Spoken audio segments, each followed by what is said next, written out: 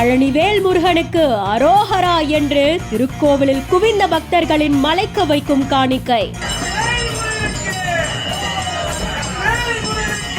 கோடியை தாண்டிய வரவுடன் 12 நாளில் நிரம்பிய உண்டியல்.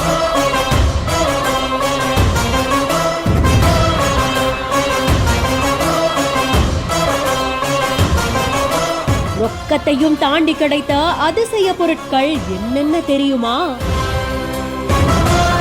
பழனியில அருள்மிகு தண்டாயுதபாணி சுவாமி திருக்கோவில்ல கடந்த 12 நாட்களா பக்தர்களோட வருகை அதிகமாகவே இருந்திருக்கு. இதனால அவங்க செலுத்துற உண்டியல் காணிக்கையும் அதிகரிச்சிருந்திருக்கு. இதை தொடர்ந்து வழக்கம் போல மலைக்கோயில் கார்த்திகை மண்டபத்துல உண்டியல் திறக்கப்பட்டு காணிக்கை எண்ணப்பட்டிருந்திருக்கு. சல்லடையில சில்லறைகளா தனியா பிரிச்சு எடுத்து ரொக்க நோட்டுகளும் கட்டுக்கட்டா அடுக்கி வைக்கப்பட்டிருக்கு. இது மட்டுமே 1,17,17,084 ரூபாய் அப்படின்னு சொல்லப்படுது. ரொக்கத்தை தவிர்த்து தங்கம் 622 கிராமும் வெள்ளி 12,382 கிராமும் கிடைச்சதா சொல்லப்படுது.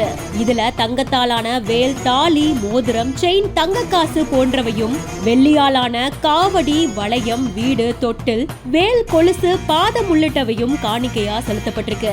பிரசித்தி பெற்ற பழனி முருகனை தரிசனம் பண்றதுக்காக உள்நாட்டில இருந்து மட்டும் இல்லாம வெளி மாநிலங்கள்ல இருந்தும் வெளிநாடுகள்ல இருந்தும் கூட ஏராளமான பக்தர்கள் வருகை தராங்க.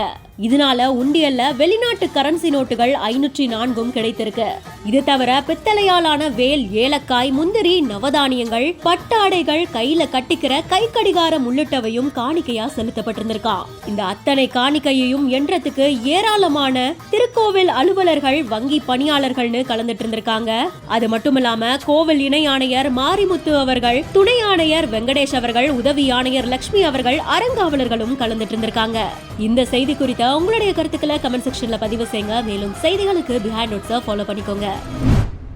வெறும் 5 ரூபாய்க்கும் 10 ரூபாய்க்கும் விற்பனை செஞ்சுட்டு வந்த கீரைக்கட்டை வச்சு ஒருத்தர் வருஷத்துக்கு 1 கோடி ரூபாய் வரைக்கும் வருவாய் ஈட்டிட்டு வராரு சொன்னா நம்ப முடியுதா? மதுரையில இருந்து புறப்பட்டு இப்போ உலகத்தையே மிரள வச்சுட்டு வர இந்த இளைஞர் யாருப்பா?